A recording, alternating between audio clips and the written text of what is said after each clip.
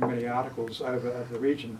So it's one point I'd like to make. We publish a website called Asia Pacific Report, which is an education output non-profit, and it took over from our previous one, which is Pacific Scoop. And today there are two major reports on this, and I'll refer to one of them in just a moment. The second one is actually about the West Papua mine, Freeport mine, extraordinary investigative report. So do suggest go to that and read up about it. But the other thing I'd like to make, because we have been following the events for quite a number of years now, and I'd say that there's a significant change. There's been a groundswell right across the Pacific in terms of Pacific countries. Sometimes we're not so aware of it here in Australia and New Zealand, who are left behind, but the Pacific countries, particularly the Solomon Islands, Vanuatu used to be championing the West Papuan cause alone for many, many years. Now the Solomon Islands is really the country pushing most. We've been let down a little bit by the governments of Fiji and Papua New Guinea that have really been collaborating in a sense with Jakarta because of aid. The Indonesian government's been pouring in massive aid, particularly in Fiji and Papua New Guinea, and so both of those countries, which are the leading Melanesian countries, have been taking a back foot on this.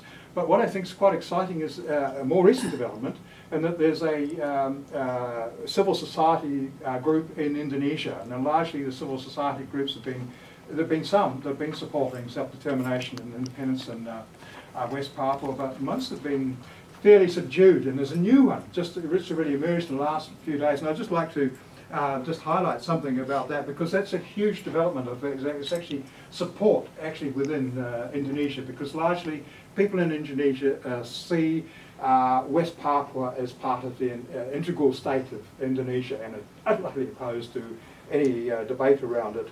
And Jason McLeod, who wrote a really good book, Merdeka and the Morning Star, it was really good background because he's written very much about the civil society movement that's actually been developing in the last few years in West Papua, and he said this is the most remarkable development he's really come across in recent times. But I want to just quickly highlight something of what this group has been saying, which is extraordinary in the Indonesian context, and saying, why is it important to be in solidarity with West Papua?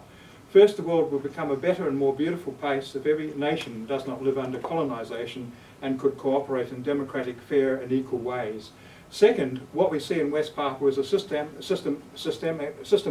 and inhumane oppression. When we talk about humanity, but let colonisation continue in Papua, we are actually promoting inhumanity.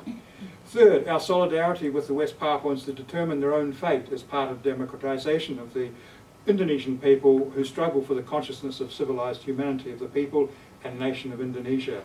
Fourth, our solidarity with the West Papuans to determine their own fate as part of the fight against imperialism and international corporations that support colonisation of Indonesia over West Papua.